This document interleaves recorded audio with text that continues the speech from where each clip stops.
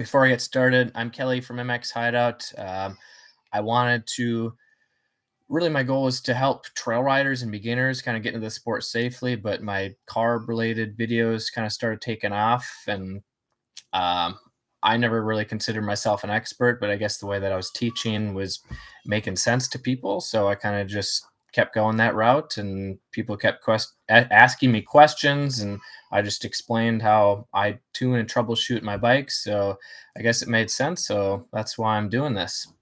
So if you have any questions on the stuff that I'm answering, you can leave a comment below.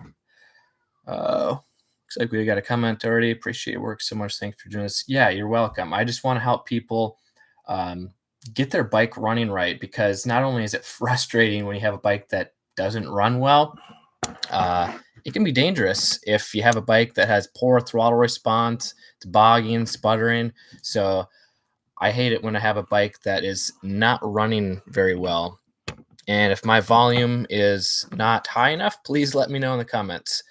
So, the first question that I'm going to answer is, what do you do when jetting has little or no effect on the symptom?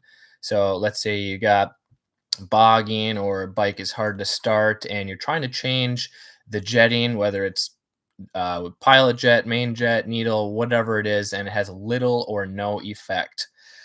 Well, the first thing I would do is first I'd ask, is this symptom a new problem or not? So if it's a new problem, then I would ask myself, when did it change? Did I do something on the bike that caused this problem or made it start happening? Maybe I was doing maintenance on it or whatever it was.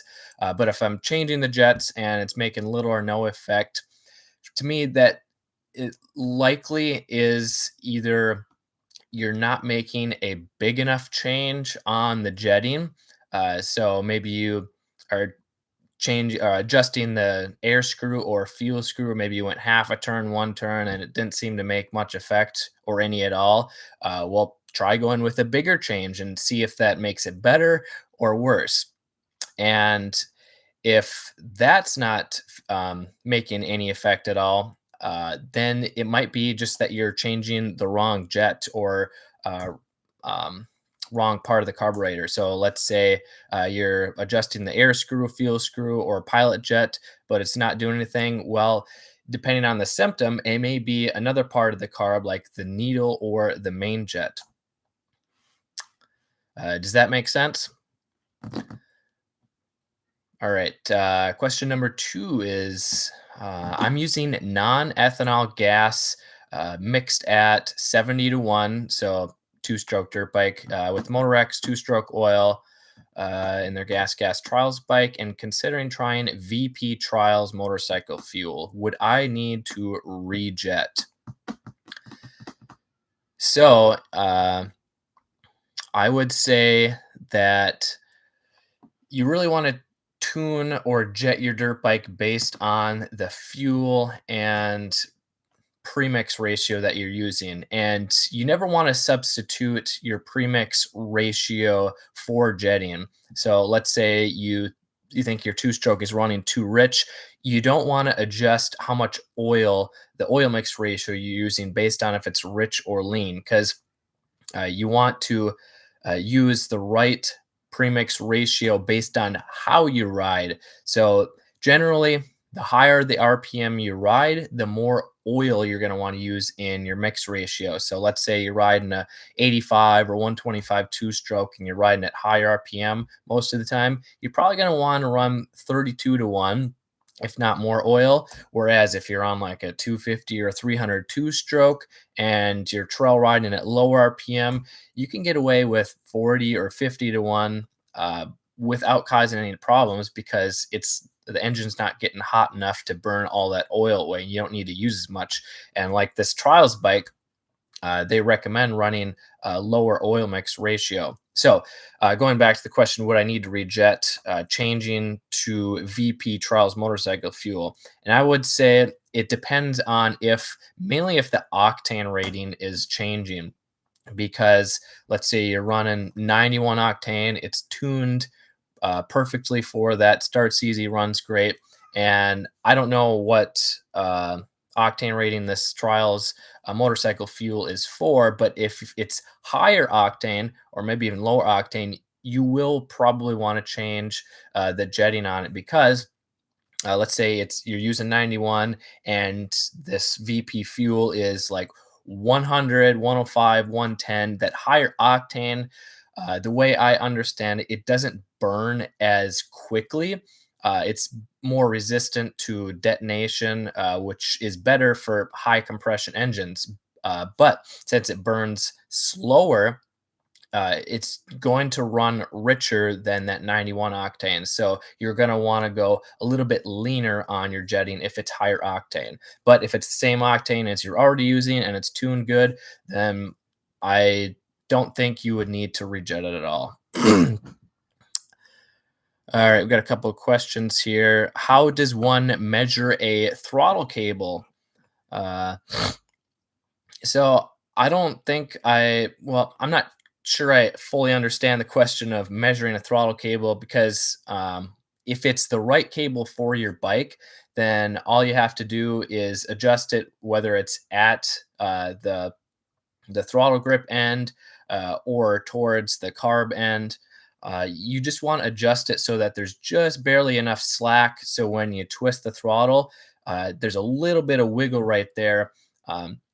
And then it starts opening the throttle, because if you have too much slack, you're going to be twisting the throttle a fair amount before it even starts opening the throttle. And if there's no slack, then the throttle is always going to be open a little bit, which you don't want. It's going to be hard to get the proper idle, and the bike is going to want to accelerate when you turn off the throttle. Does that answer your question? All right, let's see here. Going on to next question. Dirt bike won't run unless you give it quarter turn throttle.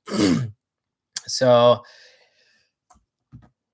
I'm guessing they start it up and the engine just dies unless you give it at least a quarter turn throttle. So this likely means that it's not getting enough fuel and or air. So I'm guessing it's a bike that's been sitting for a while. It probably needs choke. So if you need to turn the throttle just to keep it going, it's likely going to be a pilot jet issue. And if it's been sitting for a while, pilot jet is probably clogged up because especially pump gas, it's not very good quality. It breaks down, clogs up jets and passages really easily.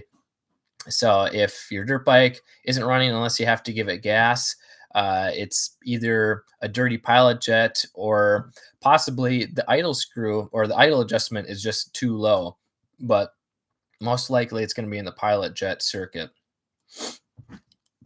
Excuse me. All right. Another question from Wallack in the comments here. I got a 2004 Suzuki LTZ 400. That'd be a four-wheeler with a Leo vent exhaust, Canon air filter. Haven't changed anything on the carb except air fuel screw. A problem is that it's currently, when cutting off, there's a little backfire from the exhaust, and when riding harder, I have backfire. Does this take away a lot of power? It's very harmful because the problem is that my carburetor doesn't have grooves on the needle. Okay, so the needle doesn't have adjustment. What do you think about replacing the spark plug with an iridium? So a couple questions here. So it sounds like backfiring when cutting off. I'm guessing they're saying that when they let off the throttle, it's backfiring.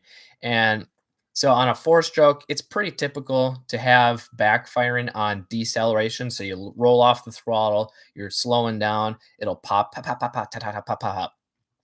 A little bit of backfire is normal for a four-stroke when decelerating because you're shutting off the throttle and it's still at a higher RPM. So it's trying to suck in air and fuel, and it's running a little bit lean. So a little bit of popping is normal, but if it's excessive or it's really loud banging, then that's likely it's jetted too lean or perhaps there's an air leak. So if it's excessive, I would keep going richer on that fuel screw adjustment.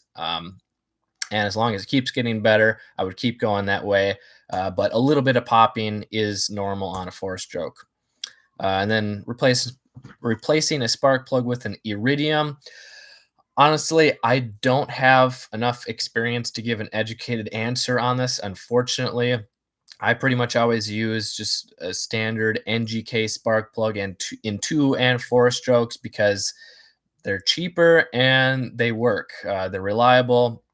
I mean, maybe you can, I don't know if you're looking for more power or what, maybe it'll last longer, but I've had no problems with cheap NGK spark plugs for 3, 5, $10. So go ahead and try it. Let us know what you think.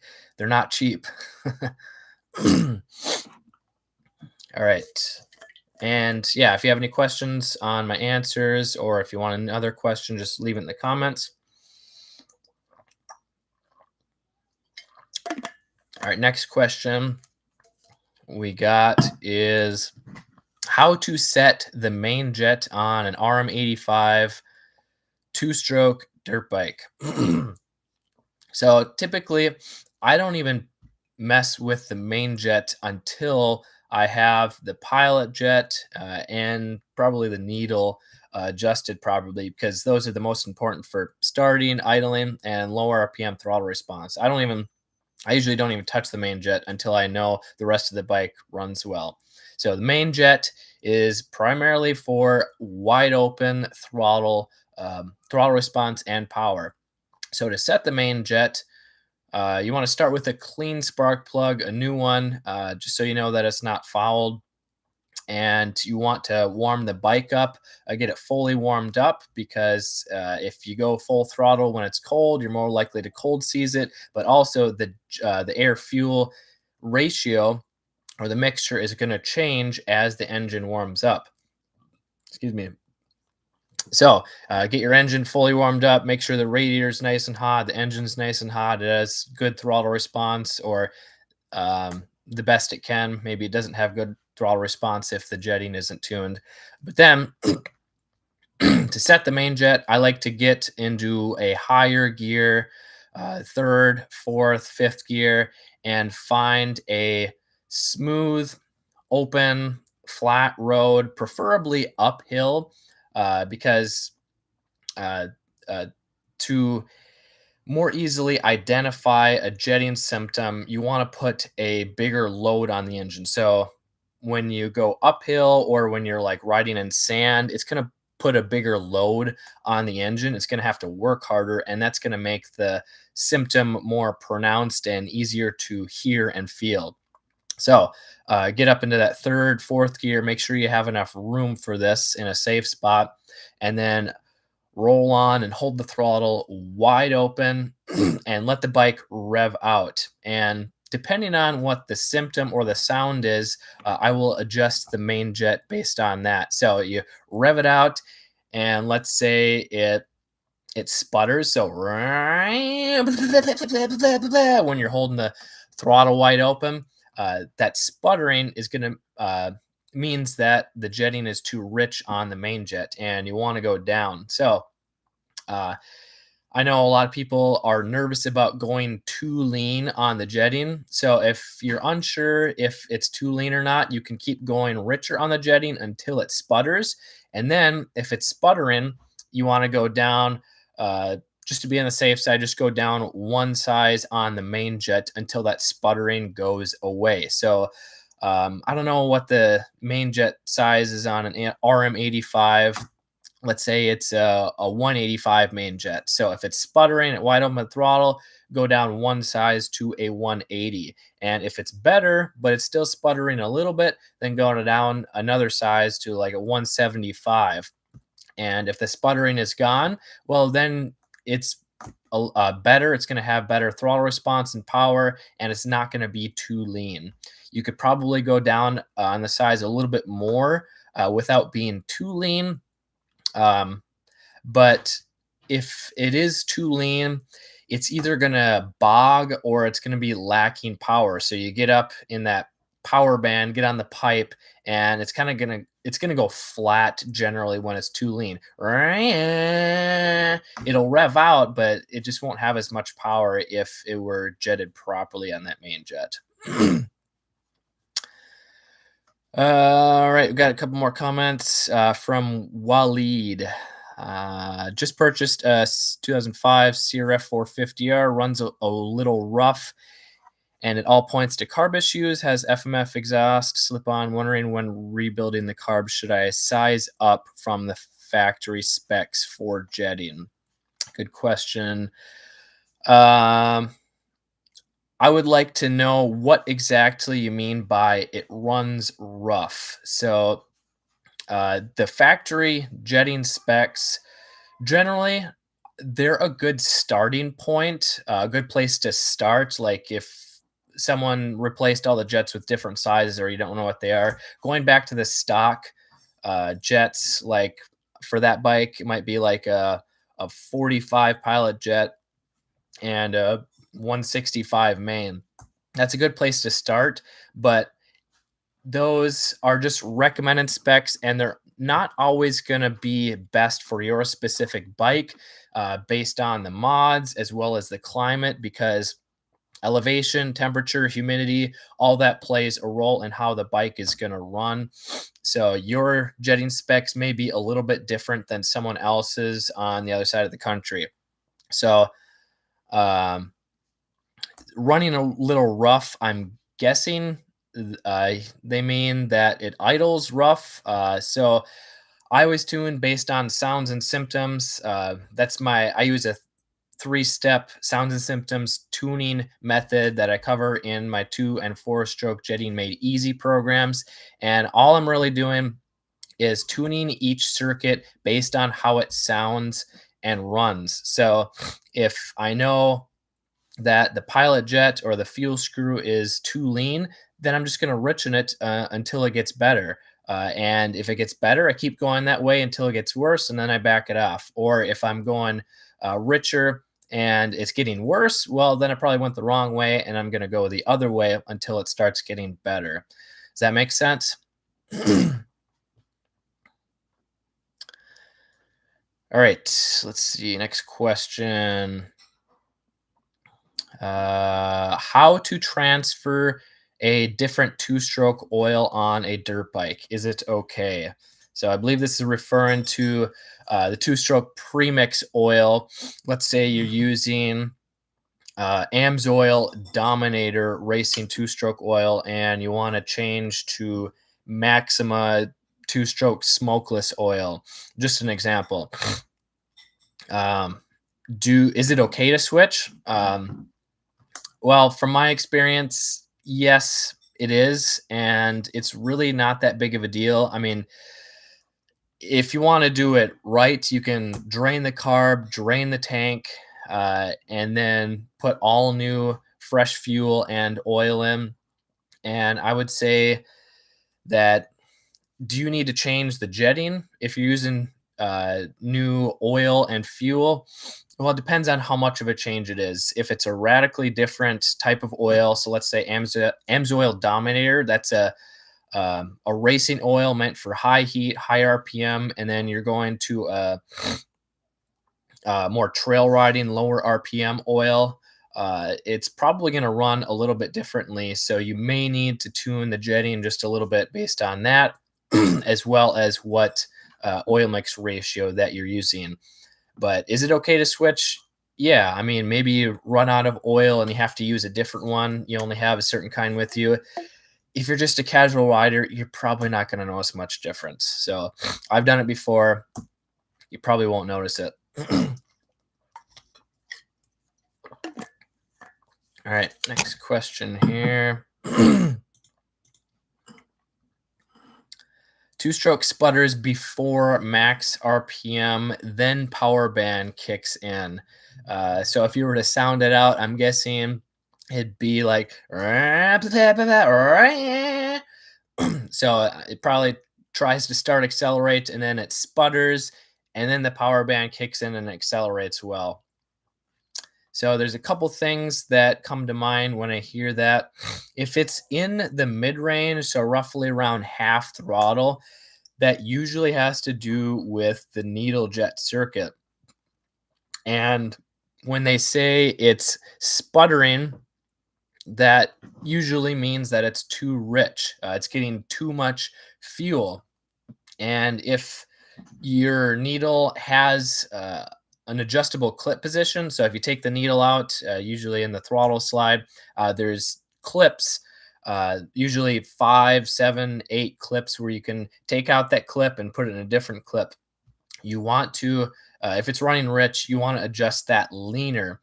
And it's a little bit confusing unless you understand how it works. So the clip positions, if you raise the clip, so you go, let's say, from the middle position or the third clip down from the top, if you go up one clip, that would be raising the clip, but also lowering the needle.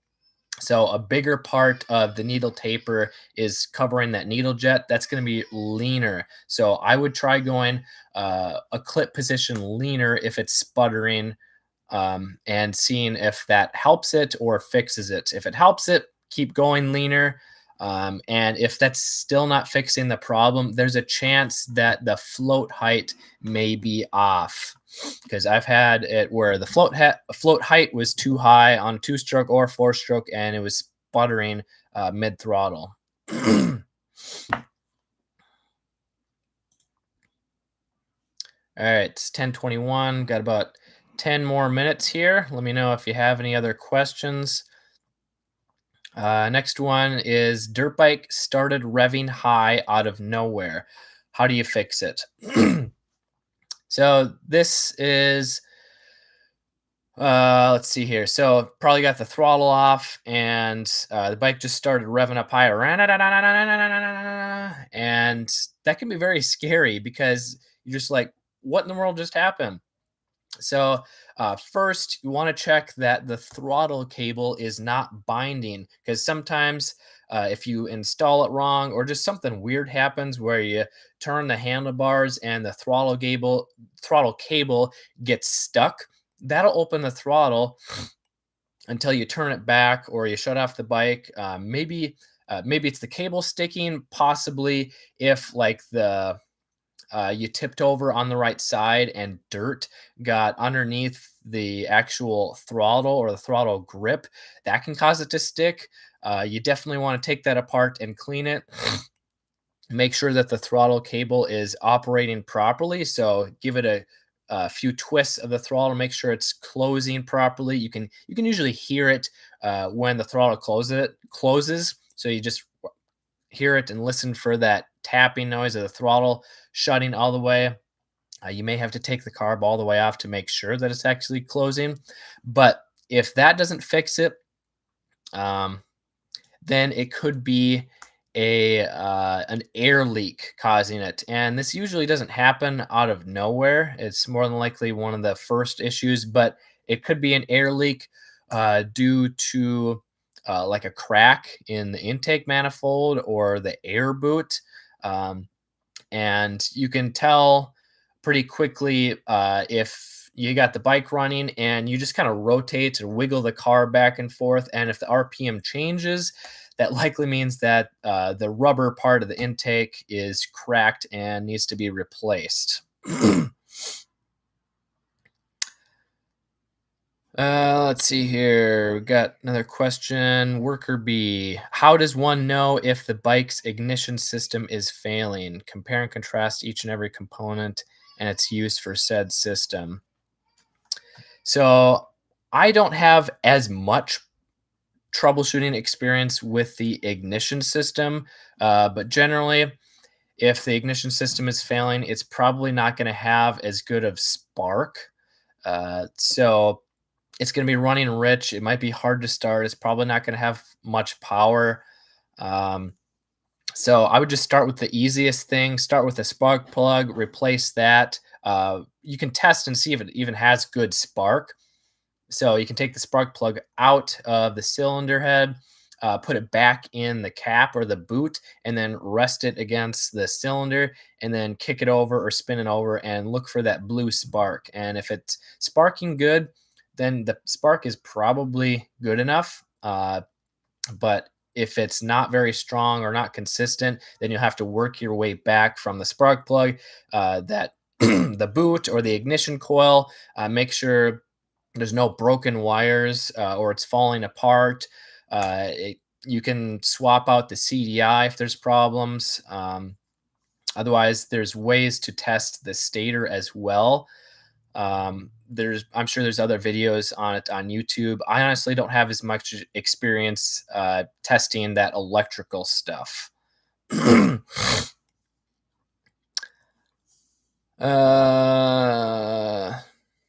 Okay, Spencer said, I bought a used two-stroke that was bogging. I found that the throttle cable was too tight, causing a high idle. Yep, that's what can happen. So the previous owner tuned the air screw too. Yeah. Yeah, if the idle's too high and people are trying to adjust something else, that's an easy way to get confused quickly. So yeah, if it's idling high, you want to start with the easiest things first, like the throttle cable. Another question from Worker B: can I use a BR7 in an 89 250R? So referring to a spark plug BR7, I'm guessing a Honda 250R two-stroke. So as far as spark plugs go, the BR7, that would be the 7 refers to the heat range of the spark is the best way I understand it. And I always use whatever the manual recommends for that bike as far as the heat range goes.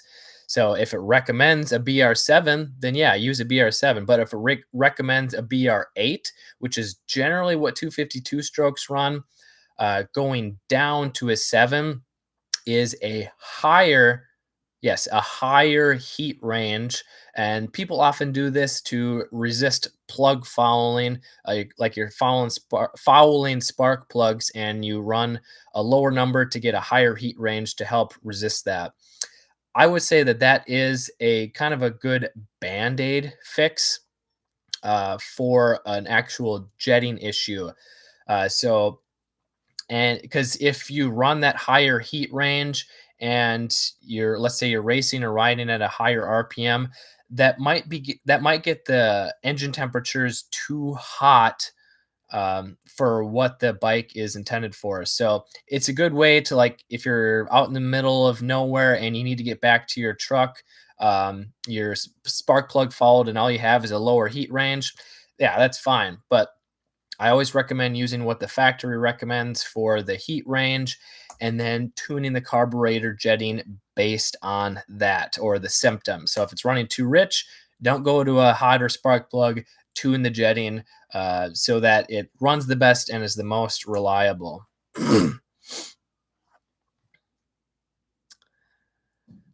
Another question from Spencer here. We're almost out of time, but that's all right. I have a YZ125X, but I'm thinking of switching to a WR250F. I mostly ride single track with some steeper sections mixed in. I like my bike, but the jumpy throttle response is a turnoff. So the YZ125X, based on the YZ125 motocross bike, I haven't ridden the 125X, but I'm very familiar with 125 two-strokes. So the YZ125 probably has the best bottom end power out of 125s, which still isn't great. So it's still pretty snappy. So comparing it to the WR250F, I would say that it depends on what year WR250F you're referring to, because I know that the newer WR250Fs with the reverse style engine, I believe, which started in 2015, they don't have as much low end torque because they're tuned more for high RPM. The WR250F, the newer ones, honestly, from what it sounds like, they're a little too close to the race bike and how they're tuned and set up. I prefer the older one with the better low end, mid range torque. But in either case, it's probably going to be a little bit smoother and easier to ride than your 125. So the older Carbureted WR250Fs are going to have a little more low end, especially compared to your 125.